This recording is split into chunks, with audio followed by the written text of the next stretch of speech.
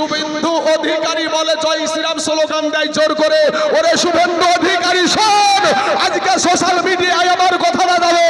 এই শুভেন্দু অধিকারীকে বলছি যে তুই যদি একবার জয় শ্রীরামের স্লোগান দিতে পারিস, আমরা কালেমাওয়ালা মুসলমান ওই একবারের বদলে 1000 বার আমরা নারায়ে তাকবীরের ধ্বনি দিতে পারি, কোনো কাউকে পরোয়া করি না, কিন্তু তাদের মতন আমরা বেয়াদব না। সুবহানাল্লাহ। নারায়ে তাকবীর, নারায়ে তাকবীর, নারায়ে রিসালাত, নারায়ে রিসালাত। মাসলাকে আলা হযরত, মাসলাকে আলা হযরত উলামা আহলে সুন্নাত হযরত হাফেজ কারি মাওলানা মোহাম্মদ তাজুল ইসলাম সাহেব। নারায়ে তাকবীর, নারায়ে রিসালাত। জয় শ্রীরামের স্লোগান দিয়ে মুসলমানদেরকে ভয় দেখাই, আর একবার বলাতে আমরা 1000 বার নারায়ে তাকবীরের ধ্বনি দেওয়ার ক্ষমতা রাখি, বুকে সাহস রাখি, কিন্তু আমরা করি না। ওদের মতন বেয়াদব না আমরা। কথা ঠিক না বেঠিক? ওদের মতন আমরা বেয়াদব না। তোর মতন জাহান্নামের কুত্তাকে যে কোনো টাইমে আমরা সাইজ করতে পারি, কিন্তু না, আমরা আইনকে সম্মান করি, প্রাধান্য দিয়ে চলি। আমরা আইনকে হাতে তুলে নিই না। যদি হাতেই তুলে নি, তোর প্রশাসন থাক আর তোর যত রকমের সেন্ট্রাল ফোর্স থাক না কেন, আমরা মুসলমানের জন্য রাস্তার পাথর যথেষ্ট। কবি বলছেন বাল্য কালে মা বাপ যা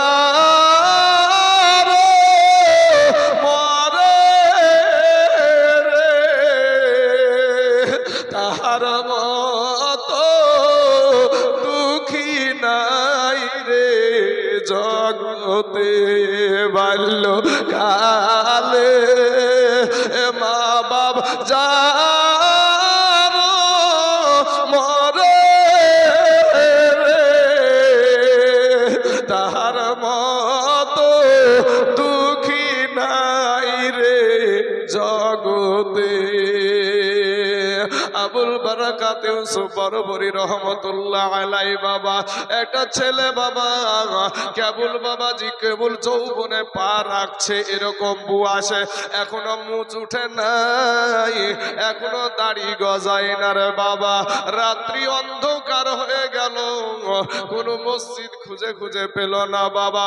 রাতের অন্ধকারে রাস্তায় একাই ফাঁকা জায়গায় দাঁড়িয়ে আছে। এমন সময়তে আল্লাহর গোলাম কোরআনের হাফেজ সাহেব নজর করে দেখছে আমার হিন্দু ভাইদের ব্রাহ্মণ আছে বাবা, ওই ব্রাহ্মণ আপনার ঘন্টা বাজাতে বাজাতে মন্দিরের দিকে চলে যাচ্ছে।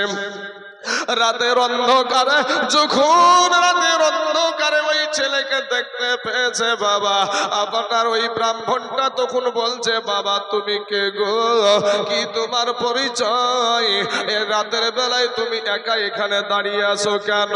এবার আবুল বারাকাত বলছে আমি হইলাম আবুল বারাকাত ইউসুফ বরবরী, আমি হইলাম একজন মুসলমান, আর আমার ঈমান হলো আমার সম্পদ, আমার রব হলো আল্লাহ, আর আমার আদর্শ হলো নবীজির আদর্শ। জোরে বলেন সুবহানাল্লাহ। এ মুসলমান বাবা, কারণ যারা নবীর আদর্শ মেনে চলে গো, যারা নবীকে ভালোবাসে, ওরে মুসলমান কালেমার ভাইরা, যেই নবীকে স্মরণ করে চলে তার আদর্শতে কোনো ভুল থাকবে না বাবা। সে কোনোদিন কাউকে গালি দিবে না, সে কোনোদিন কাউকে আঘাত করবে না, সে কোনোদিন বাবা অশ্লীল ভাষায় কথা বলবে না, সে কোনোদিন মিথ্যা কথা বলবে না। ও মুসলমান ভাই, এই ছেলে মানুষ বাবাজি কোরআনের হাফেজ সাহেব আবুল বারাকাত ইউসুফ বরবরী রহমতুল্লাহ আলাই যখন নিজের পরিচয়টা দিয়েছে, অমনি মুখে হাত দিয়া বাবাজি মুখের ওপরে ওই বাবা আপনার ব্রাহ্মণটা বাচ্চাটার মুখে হাত দিয়ে বলছে বাবা আর তুমি কথা বলিও না, আর কথা বলিও না। বলে বলে দাদু গো, কেন গো দাদু, কি কারণে আমি কথা বলবো না?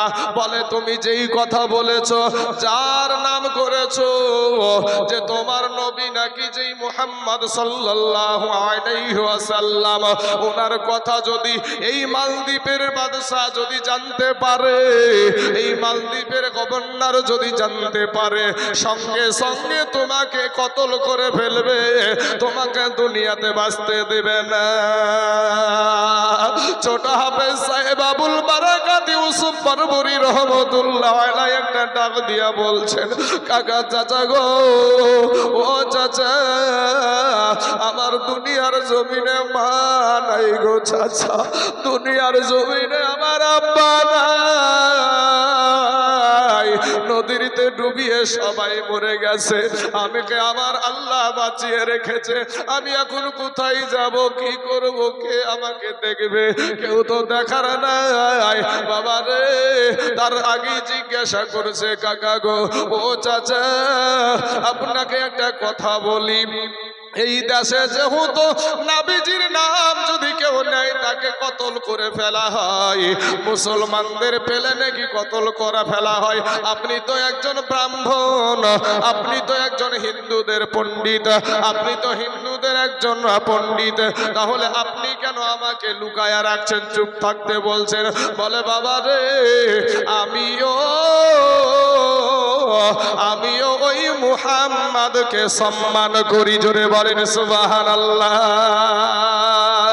এ মুসলমান বাবাজি, আমার ভাই জানেরা, ওগো আমার আব্বা জানেরা, ওগো আমার ভাই জানেরা, ওগো আমার কালেমাওয়ালা মুসলমানেরা, এবার ওই ব্যক্তি তখন বলছে, এ বালক, তুমি একটা কথা শুনো, তুমি নিজের পরিচয়টা গোপন রাখবে ভাই, আমি তোমার থাকা খাওয়ার ব্যবস্থা করে দেব।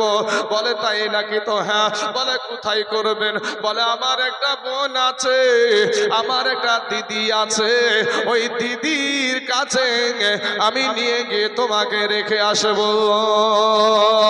দিদির কাছে টুক টুক টুক টুক টুক টুক করে বাবা আবুল বারাকাত ইউসুফ বরবরী রহমতুল্লাহ আলাইহিকে নিয়ে চলে গেলেন। যাওয়ার পরে ডাক দেয়, দিদি, ও দিদি, দিদি গো, তোমার জন্য একটা সুন্দর জিনিস নিয়ে এসেছি, কোনো খাটাখাটনির প্রয়োজন নাই, তোমার জন্য আমি একটা ভালো জিনিস নিয়ে এসেছি। এবার ডাক দিয়া বলে, কি জিনিস? বলে, এই দেখো, তোমার জন্য একটা সন্তান আমি নিয়ে এসেছি, একটা পুরুষ ছেলে তোমার জন্য আমি নিয়ে এসেছি। তবে শোনো গো দিদি, এই ছেলেটা তোমার কাছে থাকবে, তুমি একটু দেখাশোনা করিও। এবার দিদি ডাক দিয়া বলছে, ভাই, দাদা গো, ও দাদা, আমার নিজেরই তো খাবার আমি জোগাতে পারি না, আমার বিটিটার খাবার আমি জোগাতে পারি না, আমার বিটিকে আমি খাওয়াইতে পারি না, আমি এই ছেলেটার জন্য বাড়তি খাবার কোথায় পাবো? আমার আল্লাহর গোলাম আবুল বারাকাত ইউসুফ বরবরী রহমতুল্লাহ আলাইহি, এ বাবাজি, নিজ নতুন ঘটনা আপনাদেরকে শোনায়া দিয়ে যাই। ও মুসলমানেরা, কোরআনের কতটা পাওয়ার আপনাকে দেখাবো বাপ। সোনা মানিক গো, ও গো আমার ভাই জানেরা, ও মা আব্বা জানেরা, ও আমার পর্দার আড়ালের মা খালা, শুনে যান এই ঘটনাটা বাবাজি, এটা কোরআনের পাওয়ার।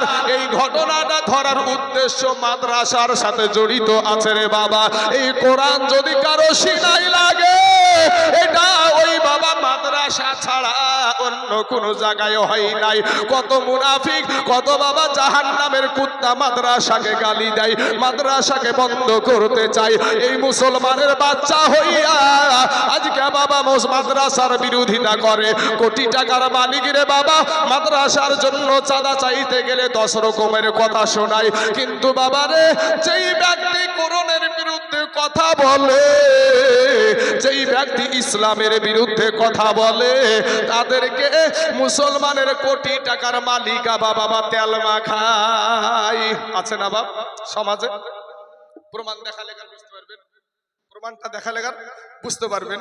এ বাবা, আমাদের কোরআনকে নিয়ে আমাদের মাননীয় সাহেব বলেছিলেন যে কোরআনের উন্নয়ন ফুরিয়ে যাবে। আমি কোনো রাজনীতি করি না ভাই, তবে আমার কোরআনের বিরুদ্ধে কেউ কথা বললে তার বিরুদ্ধে আমার জন্য কথা বলে আমার জন্য ওয়াজিব হয়ে যায়, আপনার জন্য ওয়াজিব হয়ে যায়। যে কোরআনের পক্ষে থাকবে সে তার পক্ষে আপনাকে থাকতে হবে, যে কোরআনের পক্ষে থাকবে না তার পক্ষে আপনারও থাকা চলবে। এই চলবে, একটা কথা বলেন চলবে? আপনাদের জবান দিয়ে কথা নাই রে ভাই, জবান আল্লাহর দান গো। একটা জিজ্ঞেস করলে বলেন না কেন, রাগ করছেন কি? আপনাদের রাগ হচ্ছে নাকি গো? তাহলে যে উত্তরটা চাইছি, তো আমাদের মাননীয় সাহেব বললেন যে কোরআনের উন্নয়ন ফুরে যাবে, কিন্তু আমি মমতার উন্নয়ন ফুরাবে না।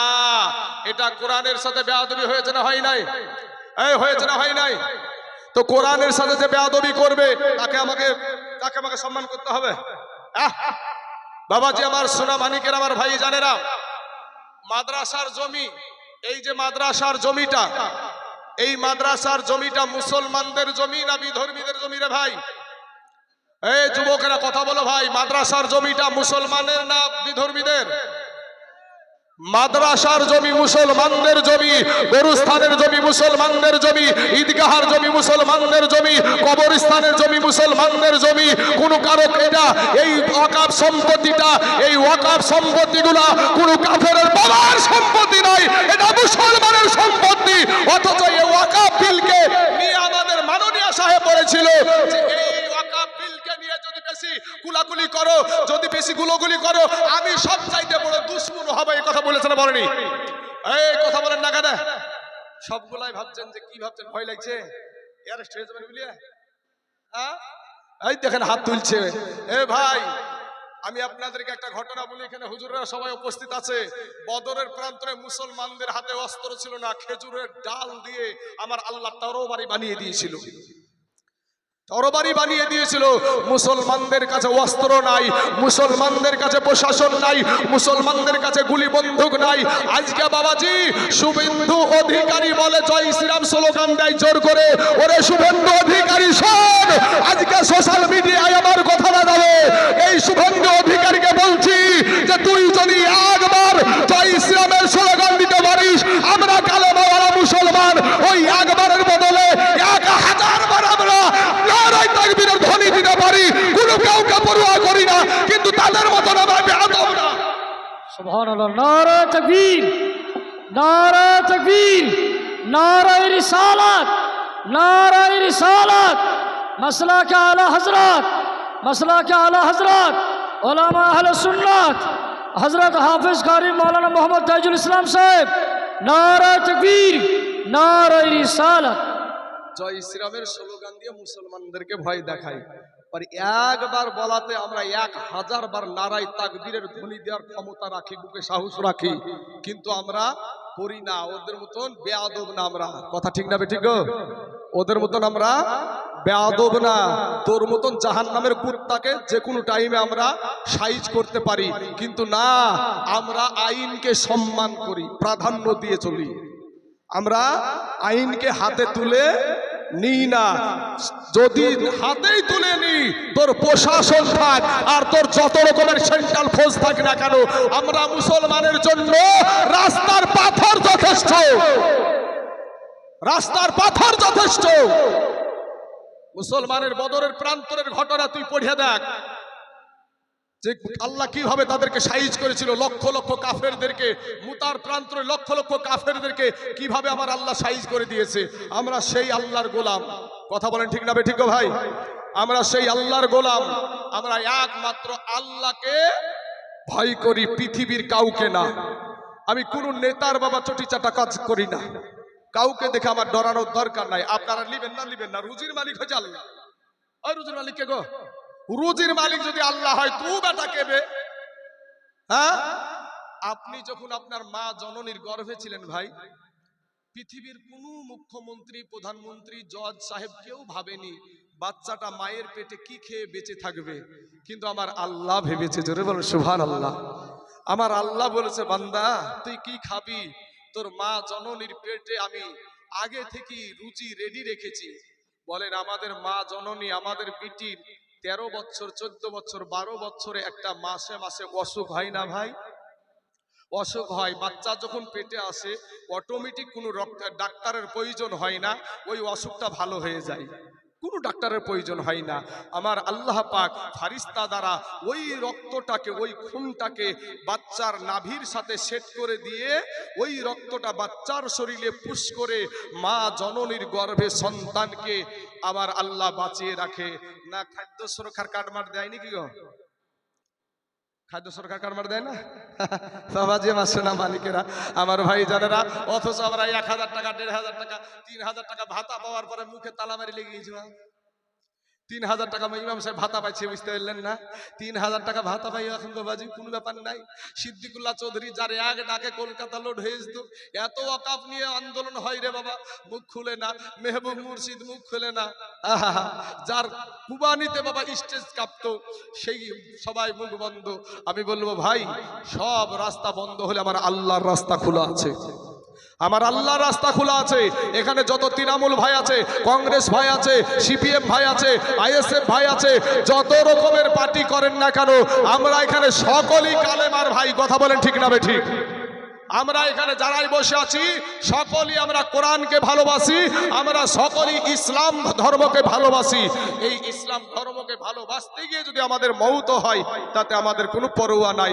একবার মহব্বতের সহিত আমার নবীর শানে একটু দুরূদ শরীফ পড়েন। আল্লাহুম্মা সাল্লি মৌলানা ওয়ালা আলি সাইয়্যিদিনা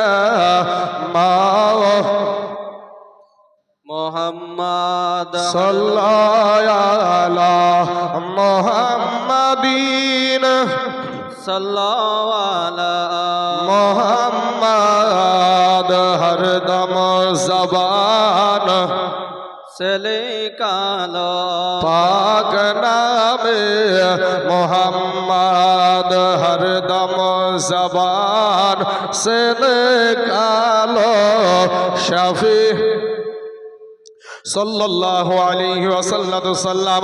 আল্লাহর গোলাম বাবা আবুল বারাকাত ইউসুফ বরবরী রহমাতুল্লাহ আলাইহি বলছেন, মা গো, ও গো মা,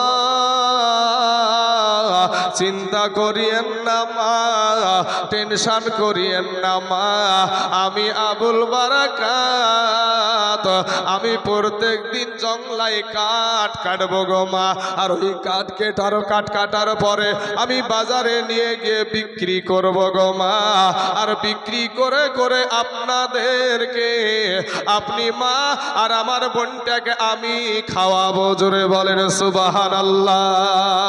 মহিলাটাকে যখন বাবা মা বলে ডেকেছে, মহিলাটার দিলটা নরম হয়ে গেছে রে বাবা, মহিলাটার অন্তরটা নরম হয়ে গেছে। দাদাকে ডাক দিয়া বলে, দাদা ঠিক আছে, এই ছেলে আমার কাছে থেকে গেল। এবার আবুল বারাকাত ইউসুফ বরবরী রহমাতুল্লাহ আলাইহি জংলার গাছের আড়ালে নামাজ আদায় করে আল্লাহকে ডাকে। এই ডাকতে ডাকতে 1 মাস গেল, 2 মাস গেল, 3 মাস গেল, 6 মাস যখন হয়ে গেছে বাবা, একদিন বাড়িতে ফিরি দেখছে যে তার বোনটা বাবা চোখ দিয়া অঝর নয়নে পানি ঝরছে। তার মা জননী বাবা, পালিত মা, ওই মা জননীর চোখ দিয়া পানি ঝরছে। আবুল বারাক